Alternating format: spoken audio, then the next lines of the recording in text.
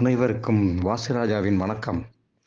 நண்பர்களே, இந்த பதிவில் நாம் பார்க்க இருப்பது ஆன்மீகவாதி என்பவர் யார்? அதை பற்றி தான் இன்றைக்கி நம்ம பார்க்க போகிறோம். நீங்கள் ஆன்மீக நபரா என்பதை எப்படி தெரிந்து கொள்வது? நண்பர்களே, பல பேர் நான் ஆன்மீகவாதி என்று சொல்லி வருகிறார்கள். ஆனால் எல்லோரும் ஆன்மீகவாதியா என்றால் இல்லை என்பது என் கருத்து. ஏன்? ஒருவர் ஆன்மீக நபர் என்பதை எதை வைத்து சொல்வது? அதற்கான அறிகுறிகள் என்ன என்பதை என்று பார்க்கலாம். முதலாவது, ஒரு நபர் ஒரு குறிப்பிட்ட மன அமைதியை அடையும் போது ஆன்மீகம் அவருக்குள் எழுகிறது.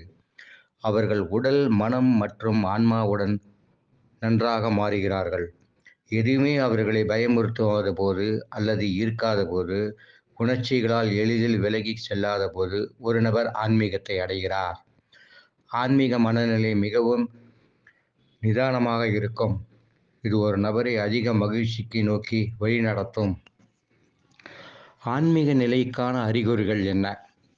எதுவும் உங்களை பயமுறுத்துவதில்லை. எதற்கும் பயப்படாமல் சவால்களையும் தடைகளையும் சமமாக ஏற்றுக்கொள்ளுதல், நிராகரிப்பு, தனிமை, தோல்வி போன்ற விஷயங்களை விட்டுவிட்டு அனைத்திலும் மகிழ்ச்சியான பகுதியை மாற்றிக்கொள்வதில் மட்டுமே என்றால் நீங்கள் ஆன்மீகம் அடைவதற்கான பாதையில் செல்கிறீர்கள் என்று பொருள்.